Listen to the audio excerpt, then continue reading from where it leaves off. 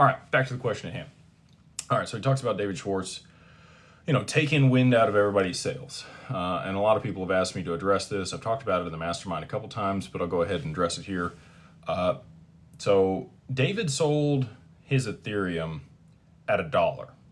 And he actually came out today or yesterday and explained why he did that.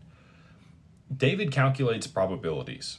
If you guys have ever read the book Outliers, I would encourage you to do it if you haven't. It really talks about, the circumstances under which people become billionaires. There's only 3,000-ish billionaires in the world today. There's 8 billion people. So what's the probability that you're going to become a billionaire? Not very high, right?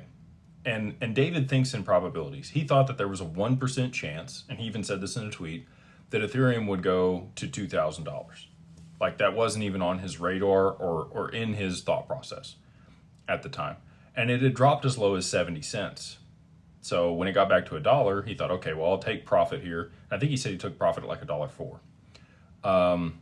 And before he knew it, it went up to 12 bucks. And he didn't buy back in because he was like, well, it's going to come back down, right? And it kept going. And, the solar panels that he put on his roof are probably the most expensive solar panels that anybody has ever bought at this point, because he sold the Ethereum, the opportunity cost on Ethereum, to buy the solar panels to put them on his house. And he even talked about Arthur Britto. So, at one point, David also owned 26 million XRP. He admits that he has sold some of that off over a period of time in order to be able to fund his lifestyle and do other stuff. He talks about Arthur Britto, and he said, a couple years ago when he was talking to Arthur, he was selling off his Bitcoin to fund his lifestyle and do other things, but he hadn't sold any XRP at that point. I can tell you many of the other employees at Ripple get paid in XRP, and many of them do not sell their XRP.